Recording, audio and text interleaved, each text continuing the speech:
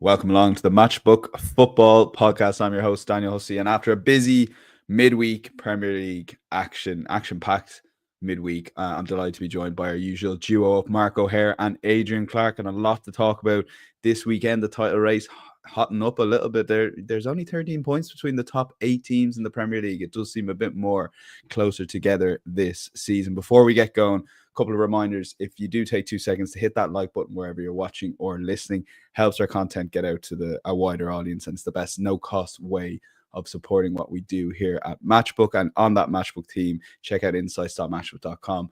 Full recap of all the guys' football bets. There's also horse racing and NFL bets recapped up there already. A great site there for the weekend. And check out the Matchbook betting exchange. All the singles here will invariably be best price in the odds checker grid, but there's also the option of a sportsbook bet builder as well. So a lot happening at the moment on Matchbook. Check out not just our football markets, but horse racing, NFL, and beyond. But let's get going, guys. We got 4 games to cover here. Arsenal, Villa, Newcastle, Bournemouth, Manchester United, Brighton, and Ipswich versus Manchester City. The 4 we're going to cover. Let's take a look at Arsenal, Villa. Quick look at the betting that we have at Matchbook.com. I might start with you, Adrian, here. Arsenal 155 favourites. Seems short enough. Villa 7.4. Draw is 4.5. Both teams to score, yes. Underdog in the market, believe it or not, at 2.02. Villa get a 1-goal head start in the Asian handicap at 2.08. 2.5 is the total.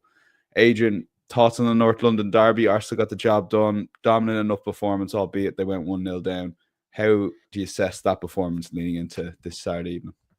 It's a step in the right direction. There's no doubt about that, because they needed it. It was a huge pressure game. It really was. And by and large, Arsenal absolutely dominated Spurs. I think obviously the goal was a little bit fortuitous from Tottenham, totally against the run of play. And then, but the response from Arsenal was good. They handled the pressure well. Really should have won the game 4 or 5-1. I would say, based on domination, based on sort of chances created. So, yeah, I thought it was a step in the right direction. But it's really, really important now that they back it up, isn't it? I think that's the crucial thing. It'll only be that little trigger point, the bit that ignites Arsenal's season or reignites it, if they go and beat Villa. Because suddenly, off the back of a really bad week in the Cups, it becomes a great week and a week that breathes fresh life into your title challenge. And of course, with just being 4 points behind Liverpool now, albeit having played a game more, Arsenal are in a position now to apply a bit of pressure. Hopefully, 1 or 2 new signings will accompany victories in the next few weeks, and then the picture could look very, very different. And with Liverpool's fixtures, some tough games ahead, I do think they're catchable. But Arsenal need reinforcements. There's no doubt about that in my mind. They need probably two forward players, a striker and a right winger. If they get them, I think they can haul Liverpool in. I really do. In terms of this game, I do fancy Arsenal. They are too short, in my opinion. I think, was it over 7 on Aston Villa, Dan? What was the price on Villa? That seemed really big. Yeah, 7.2, yeah. I think.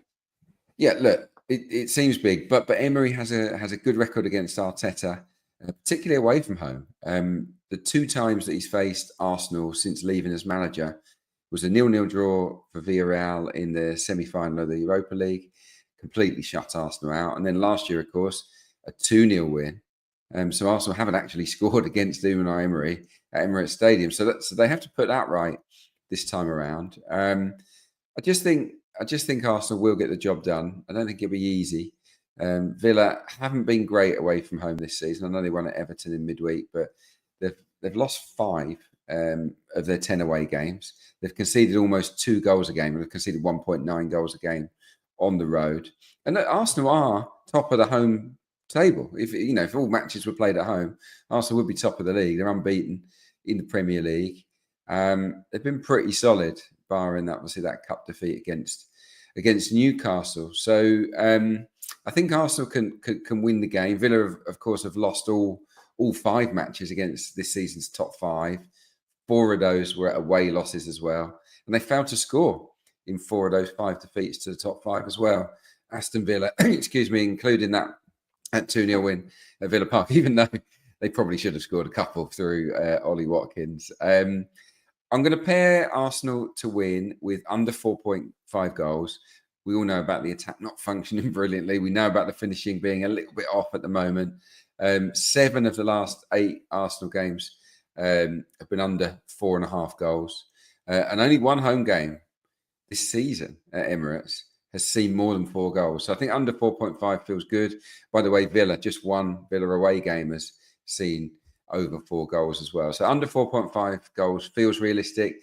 2 tacticians, they'll keep things tight. Certainly Emery will try to.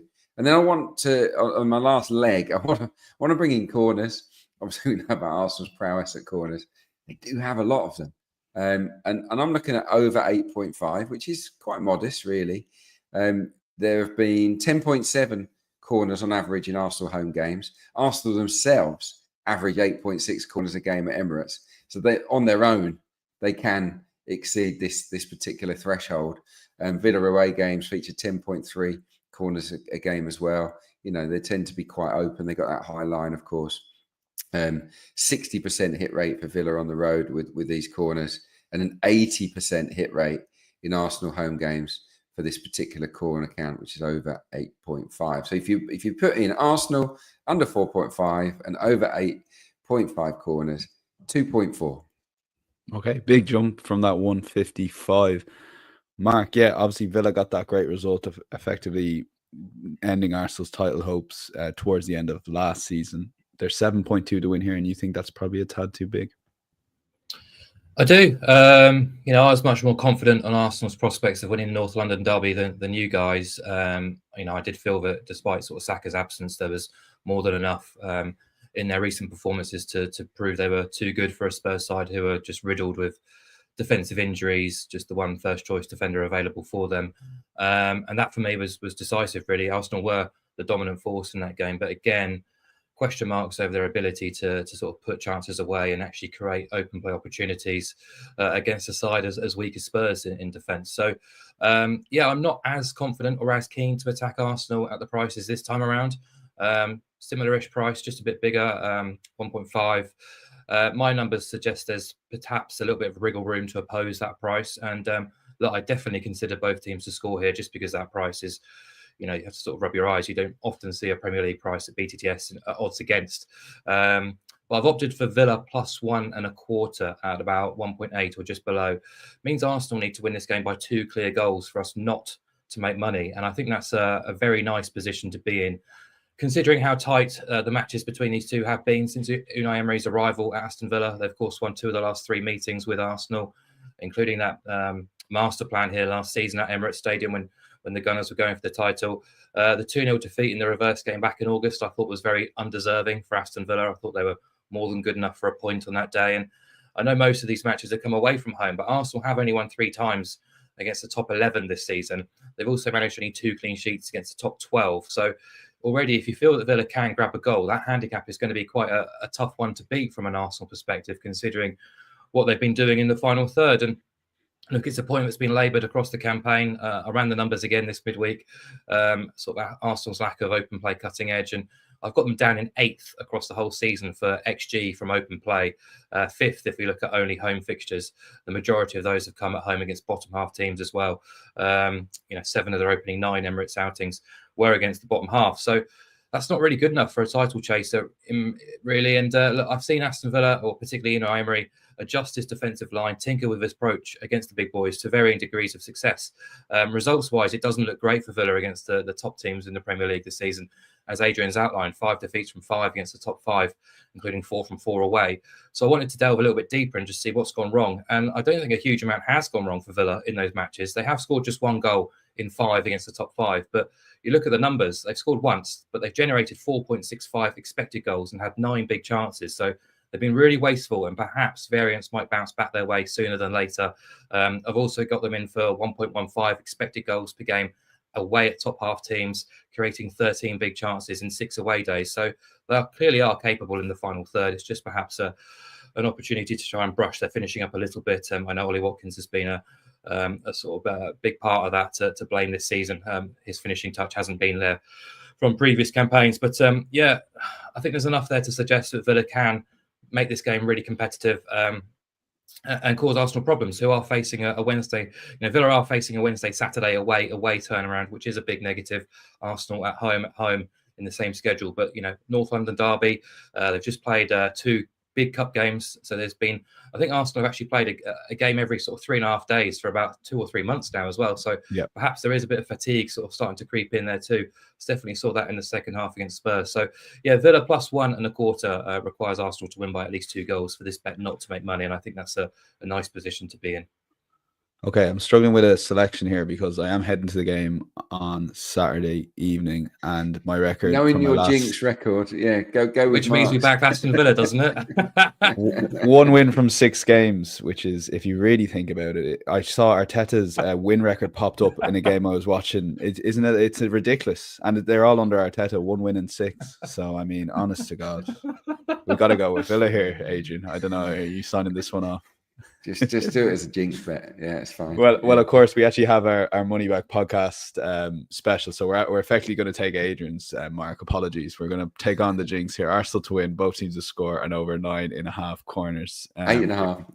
8.5. Sorry. You've gone bigger. Sorry, no. Sorry, no, that could also be a different selection there. Yeah, sorry. So if we go with Arsenal to win under 4.5 goals and over 8.5 corners at 2.4. We will lock that in and move on to Newcastle versus Bournemouth and take a look at the betting that we currently have on matchbook.com. This is the early kickoff here, and Newcastle are 168 favourites, absolutely flying at the moment against a Bournemouth team also going pretty well themselves at 5.5. The draw is 4.4. The Asian handicap, or both teams score, 166, with the Asian handicap line seeing Bournemouth get a 1 goal head start at 187. 3.5 is the total. Mark, we'll come back to you on this one. Newcastle at home, flying at the moment. I don't care what the opposition is. It feels like an obvious selection, but you think Bournemouth are maybe overpriced a bit? I think Newcastle are too short, yeah. What is it, 9 wins on the spin now across all comps? I think whenever a team goes on a winning spree of more than 4 or 5 and you're not one of the real big guns, I always am looking to oppose them, because it's very rare that a team can churn out 10 wins on the spin, let alone 9. So I just think Newcastle are too short. And look, if these 2 teams were rated equal, Newcastle would be around 225 to win this game. They're not. They're 168, and I think that's a disrespectful price for Bournemouth, who are 5.5 to win this game. I've seen more than enough from Bournemouth this season to suggest they can give Newcastle a game here. I don't think the disparity in the odds does them justice. And look, I backed Bournemouth in midweek at +1.25 away at Chelsea.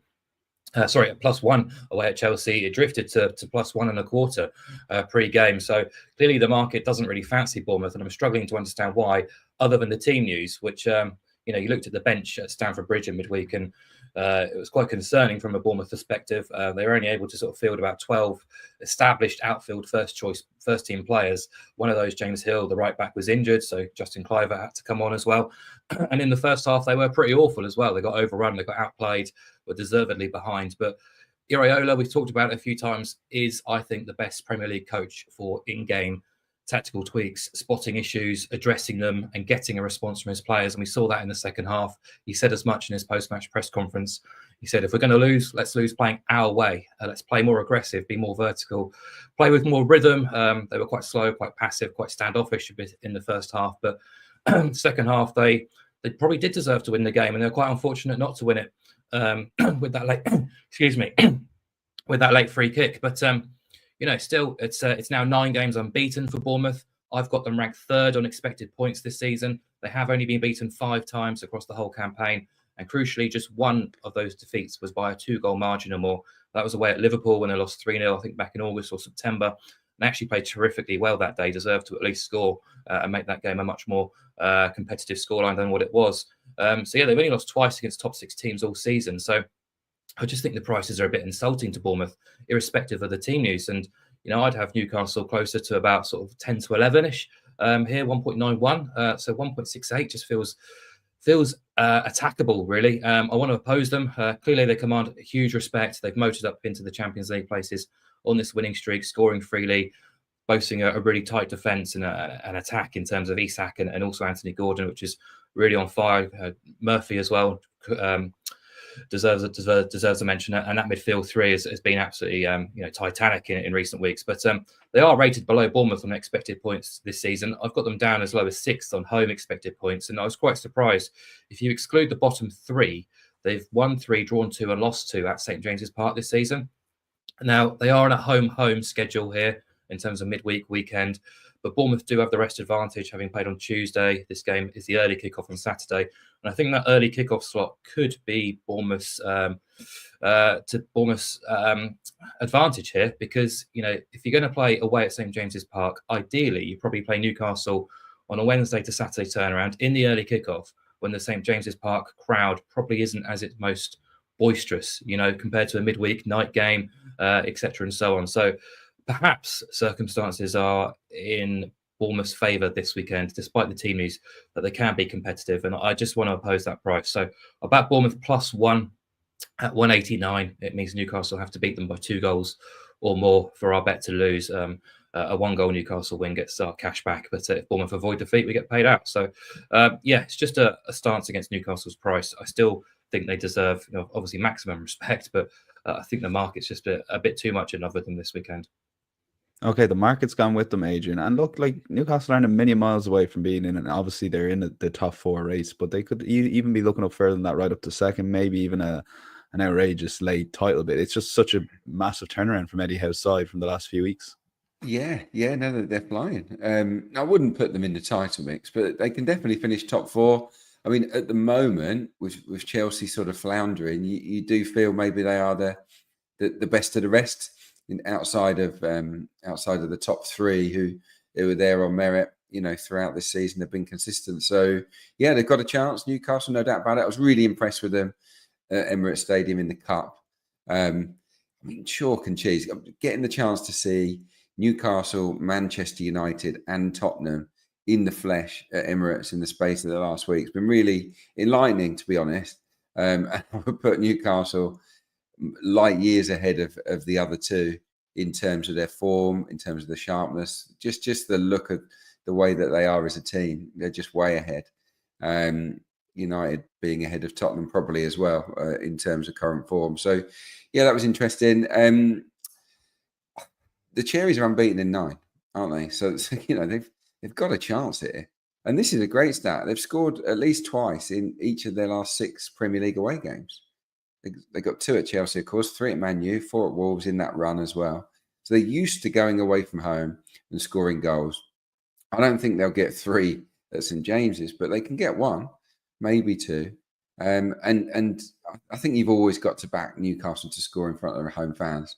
I agree on the scheduling point that Mark made. It's the best slot for a visiting team to be at St James's Park. There's no doubt about that, even though it's an absolutely disastrous slot for the Bournemouth fans. I mean, you've got to feel for them, haven't you?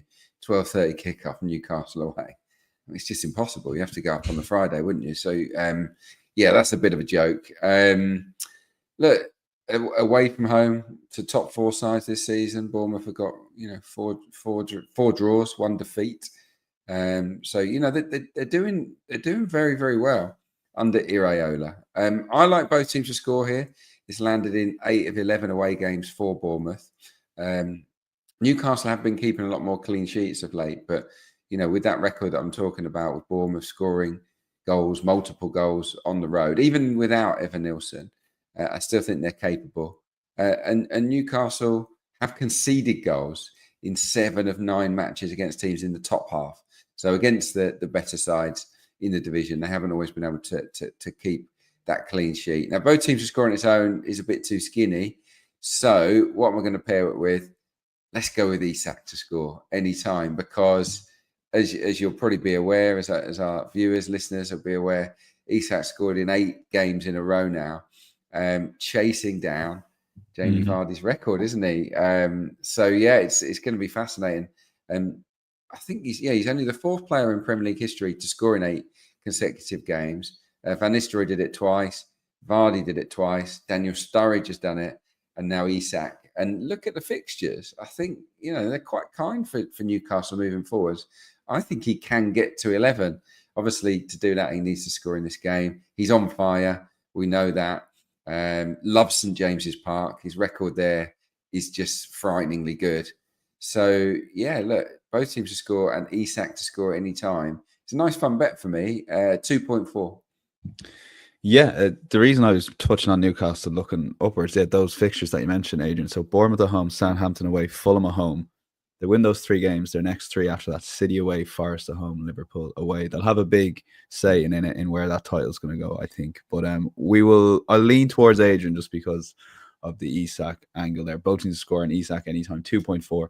But Mark quite confident Bournemouth are overpriced. So taking them on the Asian handicap line with a 1-goal head start. And again, as we touched on top of the show, those Asian handicap markets competitively priced on Matchbook. Let's move on to Manchester United versus Brighton.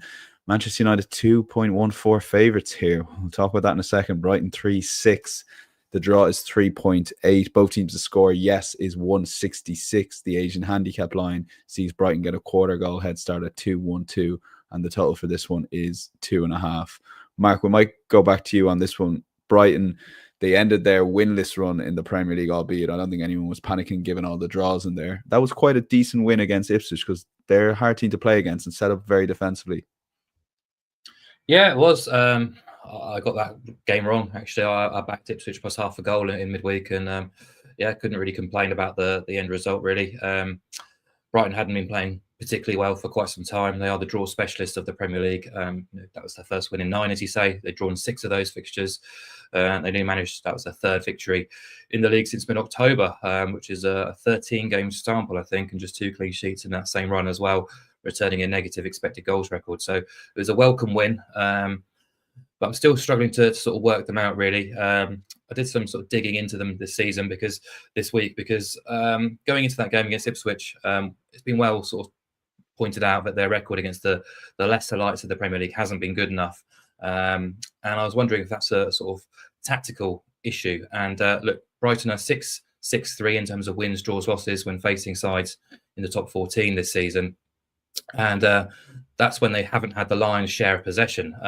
So when they've had less possession than their opposition, they've had a 4 wins, 3 draws and 1 defeat record, which is actually pretty good, which kind of tallies to the theory that Brighton are better without the ball and less effective with it. And I wondered whether we could apply that theory here, because Man United have had at least 50% of the ball in 7 of their first 10 league matches under Ruben Amorim. They've managed just 1.47 expected goals per game during that sample, 2 wins, 1 draw and 4 defeats. But that XG figure is massively inflated by that Southampton result on Thursday night when they racked up over 3 expected goals and were obviously looking to turn around a 1-goal deficit. So game state was in their favour. So I was kind of inadvertently finding myself looking towards Brighton here with a half-goal start. But it's not a particularly strong selection from my perspective. I actually found this game a really difficult one to decipher and a difficult one to sort of find an edge on because, a fortnight ago, we were probably talking about Man United as very much outsiders, but in the relegation scrap, if you like, that was a genuine discussion, not just on, across all media platforms I'd seen. But we all expected Liverpool to absolutely pump them. They didn't. And I think in hindsight, we saw the turnaround at Man United when Ruben Amorim has been given opportunity to work with his players on the training ground. There's been a significant improvement, at least against Liverpool. Against Arsenal, they were second best, but showed a bit of battle, which we haven't perhaps seen too often this season. So there is glimmers of positivity now with Man United going forward. I'm still not completely convinced with them, though. They do look a little bit of a different beast with that midfield now of Kobe Mino and Emmanuel Ugarte, at least. Adding a bit of resolve and solidity, allowing Bruno Fernandes to step up in more advanced positions and be decisive. There has been a mood shift around the club, but I'm still not seeing enough improvements to sort of back them at 2.14 against a team like Brighton, who are capable, are competitive enough. So, as I say, Brighton have been draw specialists this season. So the easy option for me here was just to play it down the middle in a game I'm not particularly fond on from a betting perspective and just put up the draw at 3.8. I think that's a reasonable price to support if you've got no particular strong view. Okay, the draw is 3.8. Adrian, at the moment, the issue, like obviously United got those 2 big results and performances against Arsenal, Liverpool, but for a large spell last night, it just looked like a back 3 or back 5 struggling to break down a team like Southampton that we're sitting in. Is that going to be the test for Amorim to try and find a way to be more adventurous with this formation against lesser opposition?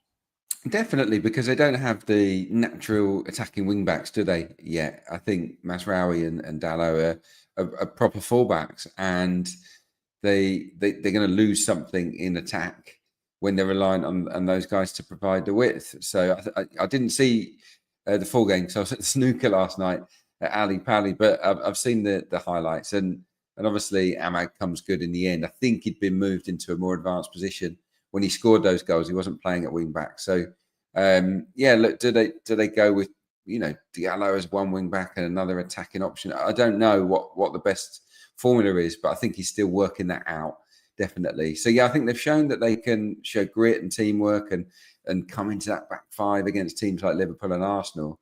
But when they have to be front-footed, do they have enough to go and break down stubborn defences? And against Southampton, they should have won that game to 0. As I tipped up, I was really frustrated that they conceded a goal. They should have won that more comfortably than they did.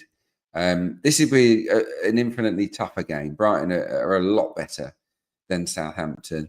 And of course, United have lost 5 games at Old Trafford this season. You can't ignore that. They've actually got a -1 goal difference on their own patch this season. It's absolutely dreadful. So this is a really hard game, I think, for Manchester United. I do like the draw that Mark tipped up. I think Brighton double chance is a great shout here. Brighton have only lost 4 games this season, full stop. Liverpool have lost 1, Arsenal have lost 2, and then comes Brighton on 4. A lot of draws in there, but they're a tough side to beat. And they've scored in every away game as well, the Seagulls, this season. Clean sheets are like the one they got at Ipswich are pretty rare, if I'm honest, but they have scored in every away game. So they offer that threat. Actually got 18 goals in 11 away fixtures, Brighton. And United have let in 17 on their own patch. So I think Brighton can absolutely score here. I certainly think that United can score as well. So I definitely fancy both teams to score. If you pair it with Brighton double chance, going against United and their sort of very indifferent home record this season, thinking, well, they could definitely get a draw, maybe even win the game, then it boosts it nicely to 2.4. On both teams to score, by the way, 9 of 10 Brighton games against top half teams have seen both teams to score. So they always score, no matter who they're up against, pretty much Brighton, even the very best, but they very, very rarely keep a clean sheet as well. So both teams to score and Brighton double chance, 2.4. It appeals to me because I don't think we're in trusting Manchester United territory just yet. I think they're still a work in progress, particularly in front of their own fans where they have more of the ball. And Mark outlined it brilliantly from a tactical point of view. Brighton like having less of the ball this season. It's quite the departure when you think about the managers that have had in recent years and the absolute, dedication to keeping the ball. Well, it's not like that now. They're happy not to have it and to strike you hard and fast. And as we've seen from Bournemouth and various teams at Old Trafford this season, United are vulnerable in those situations. So, that's my pick. Both teams to score. Brighton double chance. Yeah, let's lock in that at 2.4, Mark, having a draw there as well if you want a bigger price. And let's move on to the 4:30 game. Ipswich versus Manchester City. Take a look at the betting we have on matchbook.com. Ipswich 9.2 underdogs to City 136. The draw 6.0. Both teams to score available at a backable 1.8. Asian handicap line will see Ipswich get a 1.5 head start, the same price for City laying that 1.5 head start, and 3.5 is the total with unders at 179. Adrian Haaland has signed a contract this morning to keep him at the club till 2034. Can you believe that's only 9 years away? I know. I mean, look, let's see when they're in League Two. Let's see if he still fancies it. I mean, I thought those kind of contracts have been outlawed, because obviously Chelsea have been doing it, and it's very good, isn't it, for your spreadsheets in terms of profit and sustainability. But 9. I don't think any player should ever go on a 9.5-year deal. It's just absolutely bonkers to me. But in fairness, he's a ridiculously good goal getter, and I can see why City want to tie him down. Is he going to do the beers at Portman Road? I think he's got every chance. I really do, especially with that news. Actually, it kind of, We saw it with Ahmad, actually, didn't we, this week? He signs a new contract, gets a hat-trick. I think the narrative will be quite a nice one if Haaland, on the back of this news, goes and sort of destroys Ipswich Town. He did, if you remember, earlier on this season, in the home game. Ipswich took the lead, then City wiped the floor with them. I think it was 4-1. Yeah. Haaland might have got a hat-trick in that game, actually. He certainly got at least a couple. So Ipswich, we know their game, they're gritty, they're doing fantastically, I think, but at the back they're not great, and I do fear for them a little bit in this game.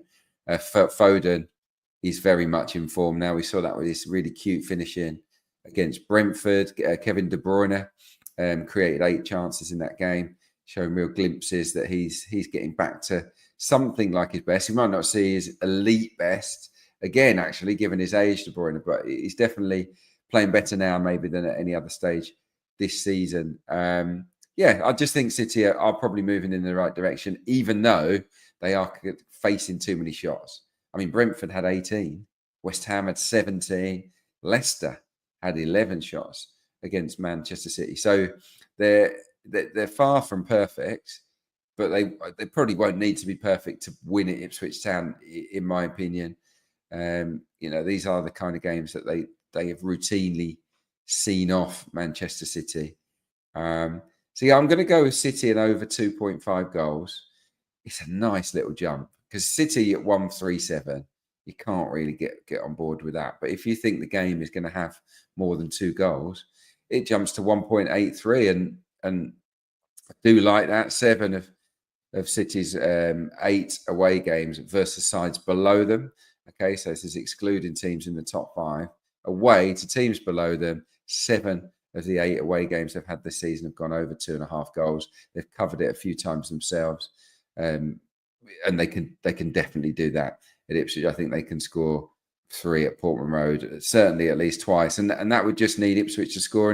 And City don't keep that many clean sheets, do they? I've just outlined they give up chances, and I think Ipswich will have a sort of nothing to lose attitude here, a little bit like the Chelsea game. They might throw things at City and hope to force a few cracks. So it'd be a cracking game. I think Ipswich could contribute, but City should win with comfort. So I'm going to back them and over 2.5 goals. Okay, we'll lock that in at 183. Mark, for you, do you give Ipswich any sort of a chance here? I mean, they seem a bit adaptable tactically in recent weeks. They're putting up decent performance, albeit probably disappointing one overall last night. Are they set up well against this Manchester City team to maybe hit them on the break? I think they can be competitive, absolutely. I just feel a little bit sorry for them. Originally, I was looking at Ipswich plus 1.5 on the handicap here.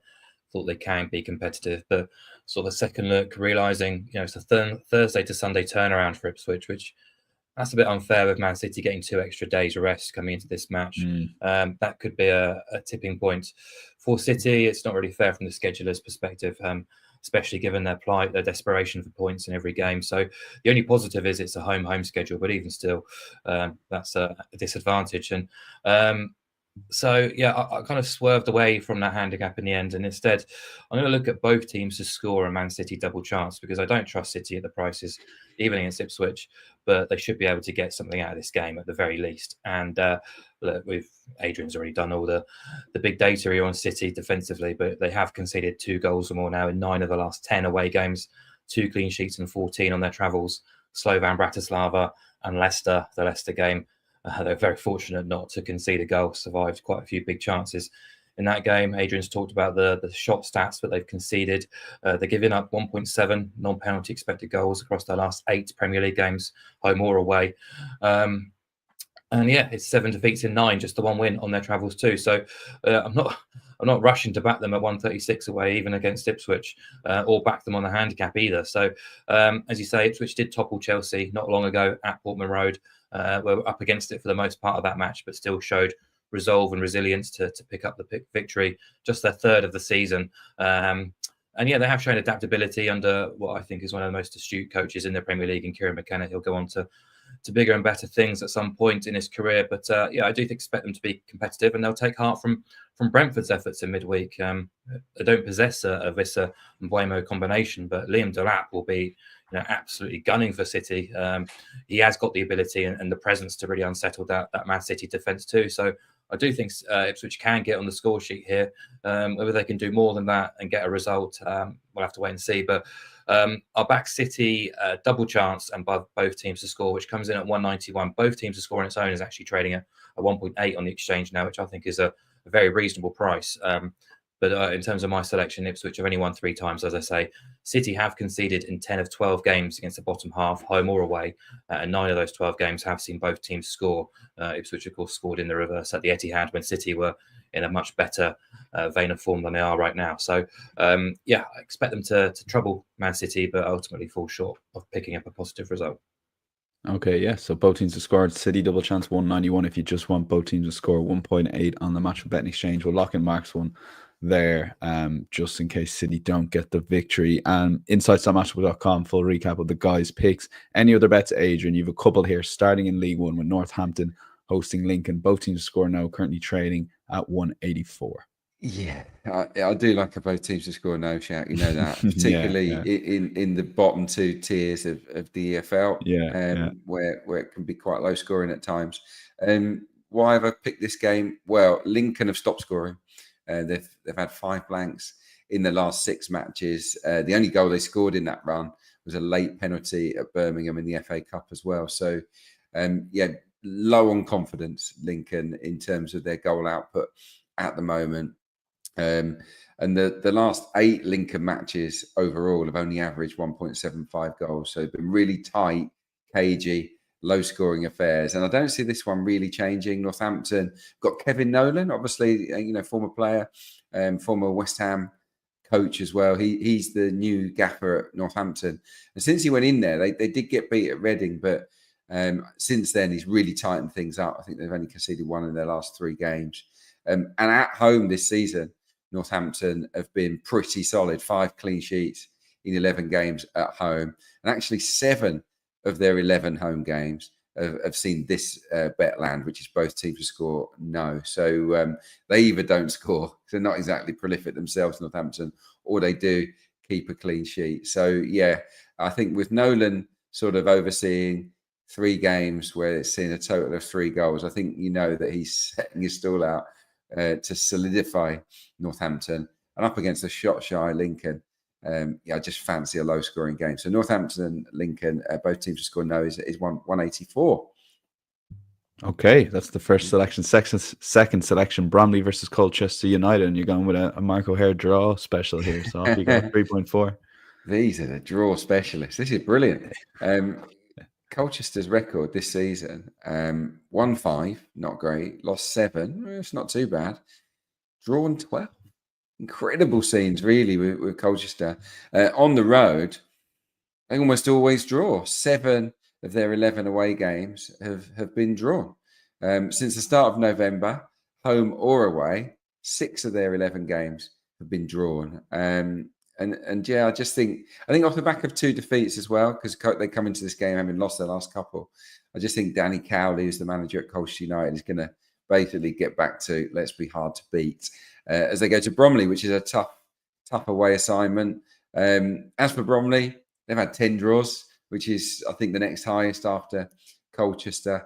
They've drawn 6 of their last 9 home games as well, so matches at their stadium, often Endall Square. And look, they're hard to beat as well. They've lost just twice since the 21st of September, which is a really good run. That's in the league. And they put up a decent fight in Newcastle, didn't they, in the cup? You could, if you wanted, add both teams to score to the draw. If you do add that, it goes up from 3.4 to 4.1. I say that because Bromley have had 1 clean sheet in 11 at home. So they don't, they're not particularly solid. But they almost always score as well. I think, like a 1-1 or a 2-2 looks favourite here. So, but my selection for the pod is just the draw on the nose, 3.4. The stats are definitely in our favour. Okay, loving that. To draw a double there for sure for this weekend's football. Bromley, Colchester United draw 3.4. Both teams to score now. Northampton versus Lincoln. Mark, you have 3. Any other bets? So take it away, starting with Reading plus a quarter of a goal here. Yeah, I wasn't hugely decisive on those last 2 Premier League matches we covered, so I thought I'd treat you with 3 for my AOB business. Reading, obviously been a tumultuous 18 months for them off the pitch, really. I live not far from Reading, about 15 miles, really, so I get a lot of local news, and there seems to be a couple of wrinkles of positivity behind the scenes at the minute that things might be starting to move in the right direction. I have to wait and see on that. But in terms of their on-field performances, just remarkable considering the situation they're in financially, and with an absent owner, occupying a top 6 berth right now in League One. The nucleus of a squad which is from a thriving academy, and youngsters just continue to come up into the first team and perform and impress. And they've built their strong campaign upon a rock solid record at the Majesty Stadium. So very surprised to see them as such big underdogs at home to Stockport on Saturday. They're around about 3.15, I think, to win the match. Considering they've already won 9 of their 11 home fixtures this season. They've won 21 of 34 home league games since the start of last season, averaging 2 points per game and scoring in 30 of those 34 home fixtures. Just a bit disrespectful, I think. The market hasn't really caught up with Stockport, losing their 15-goal top goal scorer, Louis Barry, on loan back to Aston Villa. That's 41% of their goal tally. He is a significant presence for them in forward areas. But they're in the top 6 battle, as expected, really, with their budget and their ambitions. But they've not been reliable enough away from home to support backing them at sort of 215, 220 quotes away, especially without Louis Barry. So coming into this match, 7 wins from their last 22 in League One. Only 2 wins in the last 11 away. They're winless in 8 trips to the top 14. They've conceded in every game away at the top 14, and they've scored just 6 goals in that 8-game sample as well. More recently, 2 wins in 8, home or away. Both came at home. They scored twice in each, but that was against a posh team who just cannot defend, and an Exeter side where an own goal and a penalty got them the victory too. So they are starting to stutter a little bit, and I think without their Tasman and forward areas, they are vulnerable. So more than happy to back Reading close to evens with a quarter goal start on the Asian handicap. So we get paid out with profit as long as they avoid defeat. Okay, that's the first selection. Any other bets? Second one comes with Wimbledon at home to Tranmere. If you combine Wimbledon win and under 4.5 goals, you're getting 183. Yeah, I like that. Wimbledon right amongst the League 2 promotion race right now, 3 points off second with games in hand. I've got them 4th on expected points, a rock solid defensive record too, and they're particularly effective at home against bottom half teams. And Tranmere suit all those trends quite nicely this weekend. So Wimbledon are 7 wins from 12 at home, 6 clean sheets, 10 wins from 13 unbeaten against the bottom half, keeping 7 clean sheets, 5 wins from the last 8 home or away. Pretty consistent goal scorers at home, especially against the bottom half. And they do their business pretty emphatically when facing against the bottom 4. 4 wins from 4, all with clean sheets, scoring 12 times and covering the -1 handicap on each occasion. And that's where Tranmere are bottom 4, deservedly so as well. They were thrashed 5-1 at Walsall last weekend, the best team in the division. That's 8 defeats and 12 now on their travels. They've scored just 8 goals on the travels, conceding 2.17 goals per game. They've lost 7 of 11 against the top half already. It's 9 defeats and 15 across all venues going back to October. And I've got them rated right amongst the worst teams in League 2 at the minute. They are averaging just 0.7 expected goals away from home, but giving up 1.74, so more than a goal expected goal per game against when playing away. No sides face more big chances on the road. No side generates fewer than Tranmere. They've also lost the XG battle in 11 of 12 away days. It's pretty miserable for Rovers fans on the road. So, Wimbledon to win and under 4.5 goals. Only 3 of their combined 46 league games have featured 5 goals or more. Okay, so that's Reading plus a quarter of a goal versus Stockport. That's even money. Wimbledon win and under 4.5 goals versus Tranmere, 183. And to complete the treble, Mark, we're going to Turkey, and Galatasaray are 8 points clear of Fenerbahce at the moment in the Turkish league. But you're looking down the table for value this weekend. Yeah, Göztepe, a newly promoted side. They have been in the Turkish Super League plenty of times, but they won promotion last season to return to the top flight, and they've been brilliant. They're up in the top 4 at the minute, and that's based largely on a quite a formidable record at home in Izmir, where they're from. They've played 9 home league games. They've scored at least twice in all 9 of those fixtures. They've won 8 and drawn 1. The draw came against Fenerbahce, who are second, 2-2. So take out that result, and their home fixtures read 3-0, 2-1, 5-0, 2-0, 3-2, 3-0, 2-0, 3-1. They are pretty consistent against the lesser lights in the Turkish top flight. They won 5-0 at home against Kasımpaşa last weekend, averaging 2.78 goals per game when you exclude Fenerbahce, conceding just 4 goals in those 8 games as well. And they're hosting an Antalyaspor side who are in dreadful form. 3 defeats and 3. Last week they got spanked 5-0 at Trabzonspor. The previous 2 games lost 4-1 and 2-0. So that's 11 goals against in the last 3 defeats. Their road record is absolutely awful. 6 defeats and 6 trips to the top half, conceding 20 goals. If you include home fixtures, Antalyaspor have picked up just 1 point from 10 matches against the top half, and they've conceded 2 goals or more in 9 of those fixtures as well. So it was Tepe to win and over 1.5 goals, 5-6.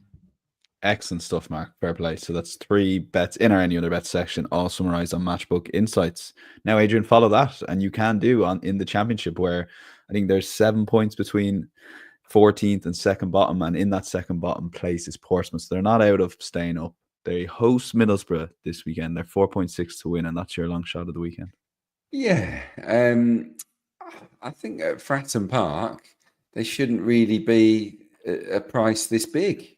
If I'm honest, it's not like they're playing Leeds or Burnley or even Sheffield United. Middlesbrough are a good team in the Championship, but they're not going to be in the top 2. They're not automatic promotion level. They've been a little bit inconsistent, if I'm honest, this season under Michael Carrick. So I think they've got a really good squad, Middlesbrough. But yeah, I don't think you can trust them. And for me, they're too short for this game at Pompey. Now, I probably know why Portsmouth are rated such long shots here. Their form isn't great. They've lost 4 of their last 5 and an FA Cup tie at Wycombe as well. But all of those games, all of those defeats were on the road. And they haven't been good on the road all season. But what they have been good at is beating teams in front of their own supporters, Pompey. This is their last 5 home matches in the Championship. Beat Swansea 4-0. Swansea aren't poor. Beat Coventry 4-1. Coventry are a decent team. They drew with Norwich. Not a bad result at all. And before that, they beat Bristol City, good team, and they beat them 3-0, and they beat Preston 3-1 as well. So look, the last 5 at home, they're actually flying.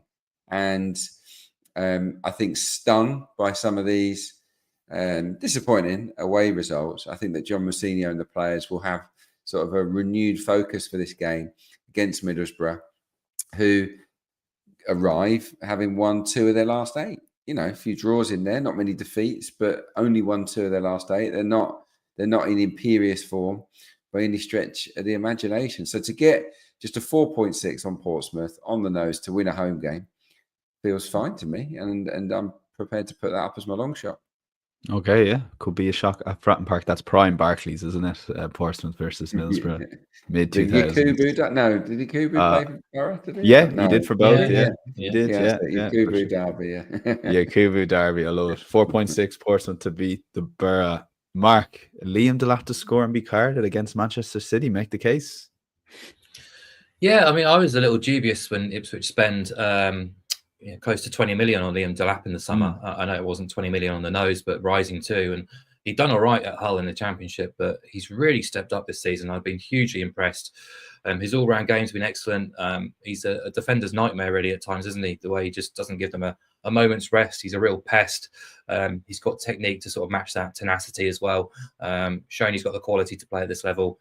He's proven himself as a top-flight footballer from here on in, and that this is a huge game for him, obviously, coming up against his old club, Man City, who let him go. Didn't get a huge amount of opportunity with City. So he'll be hyped up, probably more so than he normally is, which is good for us as spectators, because it means he should be putting his weight around trying to unsettle this City defence, which, as we already discussed, is vulnerable at the best of times this season. So he's been booked in 8 of 21 appearances this season, League and Cup. He's also scored in 8 of his 21 appearances. and is on penalties. So I'm just going to combine the two here.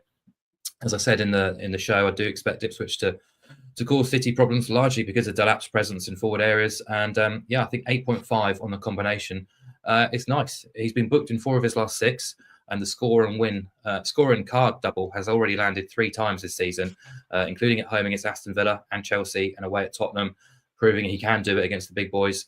And if you look at the Premier League, only exclude the cup games, he's averaging 0.47 goals per 90, 0.41 cards per 90, and 2.4 fouls per 90. So, all stacks up quite nicely for an 8.5 shot here. And Samuel Barrett is the referee. He's averaging 4.93 cards in 14 games this season. He's hit 4 or more in 80% of those.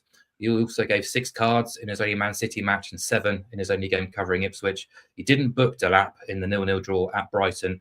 He only played an hour of that game, but he did make 3 fouls in that fixture. So, 3 or 4 fouls here, he could easily get himself into the referee's notebook, and he's got a bit about him too. So I'm sure he'll give a bit of verbals out if he doesn't get his decision. So I think you've got a few ways of potentially winning this.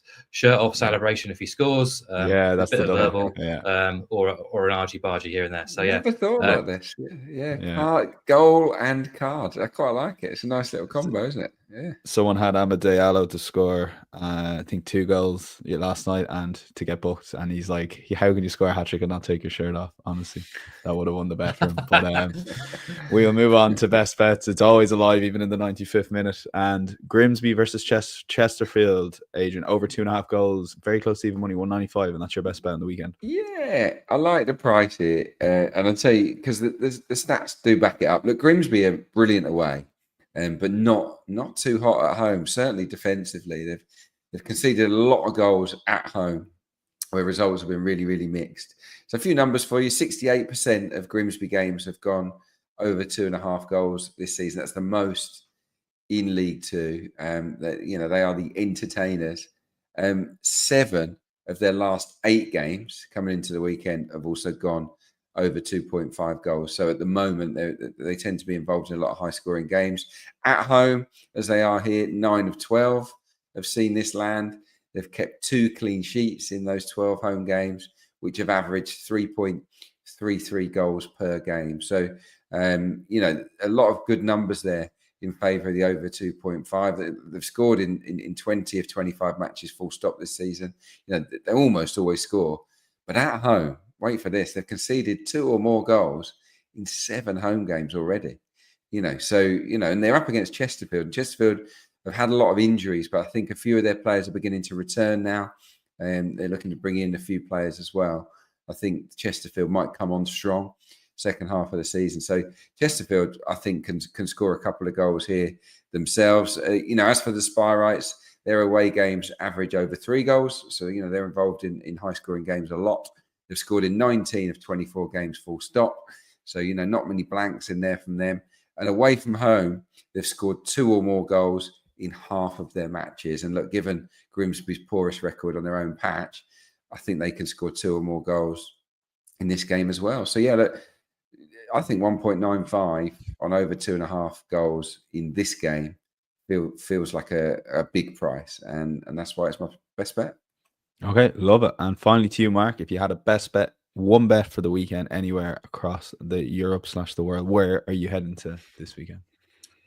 Italy, obviously Italy, obviously Serie B, because Sassuolo are tearing it up at the minute. They were relegated from the top flight last season, managed to keep a lot of their squad together, including the likes of Domenico Berardi, who has been tearing it up since his return from injury. As have Sassuolo after what was quite a slow start to the campaign. They've adjusted to their new level and they've been pretty much close to flawless since. In the last 17 league games, they've won 14 of those, drawn twice and lost just the once. As I say, that's kind of coincided with Berardi's return to full fitness. He's had 13 goal involvements in 13 appearances, which kind of goes to show how good he can be at this level. But at home, since September's international break, 22 points from a possible 24. They've scored 22 goals in that 8-game sample. Their record against teams in 8th and below reads 15 wins from 15. They've scored 39 goals in those 15 victories, averaging 2.6 per game. They've scored at least twice in 12 of those 15 victories as well. So, they're very hot at the minute and we can back them to win and over 1.5 goals at 4-5. when they take on Sud Tirol, who are in the bottom three. So it just requires Sassuolo to win and score at least twice in this game. Sud Tirol are third bottom. They've lost more games in Serie B than anyone else this season, 12 of 21. They actually started the season with back-to-back wins, but since then, 12 defeats to 19, only 3 clean sheets all season. They failed to score in 8 of those 19 I mentioned. And their record against top half teams, 9 defeats in 11. 5 of 6 away days have ended in defeat against the top half. They scored just 7 away goals all season. And now they're facing by far the toughest test of their campaign so far. So I would happily back Sassuolo to win and over 1.5 goals. Okay, so Swallow to win over 1.5 goals, 183, and Grimsby Chesterfield over 2.5 goals, 195. The best bets inside stat matchbook.com. Full recap of the best bets, long shots, and all the bets put up. Arteta has a win record of above 60%. My win record in the last 6 games is 17%. So best of luck to the Arsenal this weekend. Hoping to catch up with the guys there in person. So keep an eye on socials for that. But we will be back next week to preview Champions League, Premier League. There's a lot going on over the next few weeks. It's a great time of year for sport leading into busy periods, which I think are around March and April. But enjoy the weekend football. If having a bet on Matchbook, make sure it enhances that enjoyment. But please do so responsibly. And we will chat to you next week. Bye-bye.